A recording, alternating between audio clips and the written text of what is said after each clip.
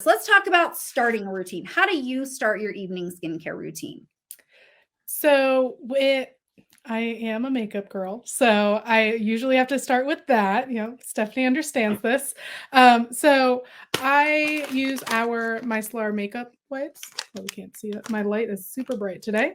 But even with sensitive skin, like I'm able to use these, which has been so helpful. Any other skincare or makeup wipes that I've tried to use before really will make my skin super irritated, really red. So before we came out this, I would just use plain, just micellar water out of a bottle. So that is really kind of where I get started. And then I move on to our cleanser and toner. And I use both of them every single night. Like, even if I'm trying to just I'm super tired, rushing through a routine, these are going to be staples in them. And then I'll do a moisturizer, but always in my routine. And the vitamin C cleanser, especially with my sensitive skin, it's hard to find a cleanser that isn't too harsh. And I know you kind of have felt the same. Like, this has been a big winner for me. Yeah. And, I love that you can use the micellar makeup remover wipes and I've said this before, when we were going to launch them, I was so hesitant because if there's one thing estheticians despise are damaging makeup wipes. And especially for people with sensitive skin and rosacea. But these are a true micellar soaked cloth. I feel like the name doesn't always do it justice because it's not, I promise you, it is not like the other problematic makeup wipes out there. And so I love they come in a 2-pack also because they're just like great at refreshing the skin.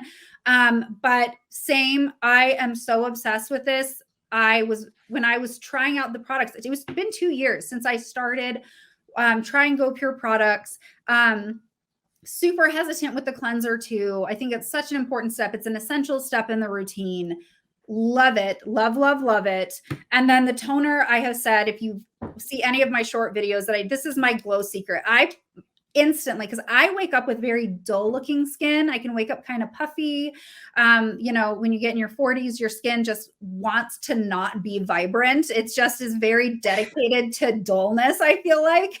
And I really feel like I put that toner on my skin and it just instantly brings life back to my skin. I see someone in the comments saying they want to try the toner.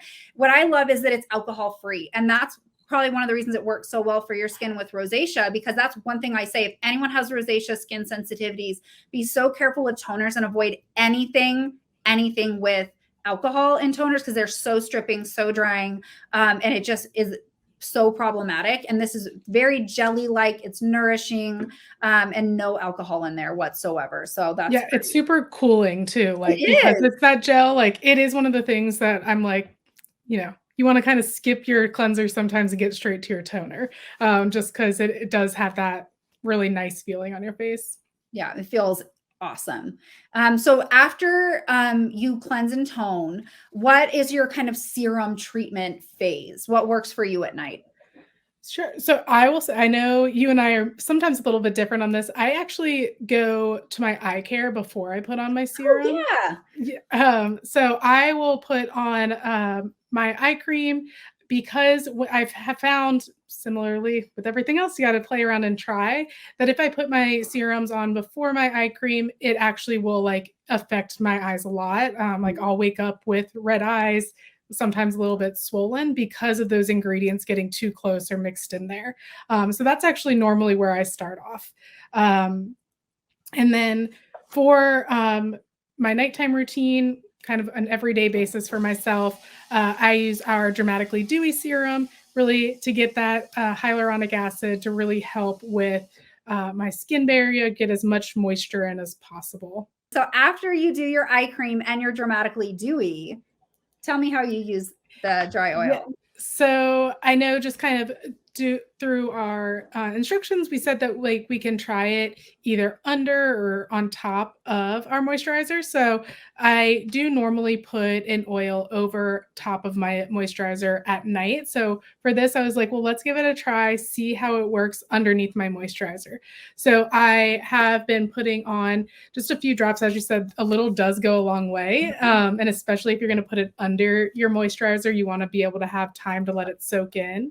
So I've been doing that and then adding my anti-wrinkle moisturizer on top. My next step is to spend a week testing it, doing it the other way, see how the difference feels. But even under the skin, like I truly feel like it absorbs quickly. I still get the benefits of my moisturizer. And as said, like I've woken up and my skin has just felt so soft from that oil. I love that you took that approach too. One thing that's different is so oils, normally we finish with oils. Oils are last because they create a barrier. And so when we finish, it seals in our skincare, right? So it locks all that goodness in, locks in that hydration. It prevents water from escaping our skin. But if we layer oil on too soon, it creates a barrier to the other skincare sometimes that we put on top. The water-loving ingredients can't always get through. Remember, this is a dry oil, and the squalane in here and the coconut alkynes actually are very skin similar. So what I mean, like dry touches, like where I put that on my hand, like it literally just feels like skin. It doesn't leave that oily finish. And so if you give it time to absorb, it's not going to have that same effect as maybe impeding the absorption of other products. But I always want people to try different methods. The closer we apply something in our skincare routine to our skin, the more active application it's going to be. So I would encourage those of you that maybe have the most stubborn dark spots and hyperpigmentation to at least use this as a spot treatment on those areas underneath your moisturizer, and then maybe finish over the top like I do. But I played with, and I told you this, I'm so bad. So I'm obsessed with the vitamin C moisturizer. I love the vitamin C moisturizer so much. And when I want my makeup to just look extra amazing, I've been putting a drop of this vitamin C dry oil in my vitamin C moisturizer just to enhance the glow and the texture and the amazingness of it. I know I'm not going to get the same boost with the ingredients as if I did a full application, but I know I'm getting that additional antioxidant boost, that additional nourishment. And it's just so fun to play with because you can play over or under, and it's amazing. So you said you use the moisturizer, right? So you use the glycopeptide anti-wrinkle moisturizer. I mix up what moisturizer I use at night, actually. In the winter, I'm all about glycopeptide anti-wrinkle. In the summer, I shift more to vitamin C day and night because I'm obsessed with it. And my skin is really impacted by the heat. As you can tell, my office is so hot and I'm like turning pink and a little extra glowy right now. But do you traditionally finish your routine with an oil?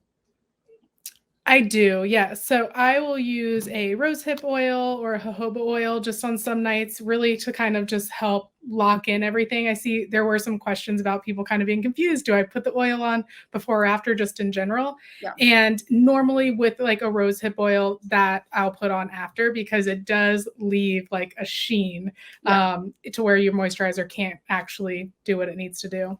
Yeah, I would for sure. Like this, like I said, this is a dry oil. So if you give it enough time to absorb, it can go under or over your moisturizer. Like I spot treat with it under, do my moisturizer, and then put this over. But you absolutely want to put this under any additional oils you would be using.